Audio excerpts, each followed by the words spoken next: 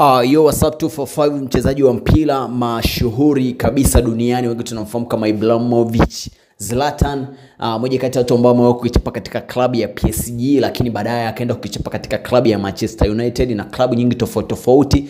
This time around ameweza kuthibitisha kwamba yuko ndani ya mipaka ya 245 Bongo Tanzania, na as we all know tayari Zlatan ameweza kutaja moja kati ya wasanii ambao wanakubali kutokana na mipaka ya 245 Bongo Tanzania, na kusema kwamba anakubali sana nyimbo za Harmonize all the way from 245 Bongo Tanzania. Kupitia katika ukurasa wake wa Instagram, Zlatan amepost akiwa katika eneo la Kogatend Airstrip ambalo linapatikana katika mbuga ya Serengeti. Bana, hii ni hatua kubwa kwa utalii wa Tanzania, kwa sababu star mkubwa kama Zlatan kuweza kufika na kuweza kupiga picha na kutag na kaposti, tayari hii ni shout nyingi kwa utalii wa Tanzania the way ambavyo umeweza kukua. Karibu sana Zlatan, na itakuwa ni milango kwa watu wote ambao wako kwenye industry hapa ndani mpaka 245 Bongo Tanzania kuweza kukutana na Zlatan, kuweza kufanya naye jambo. I got no more to say, na sign out, boom shakalaka.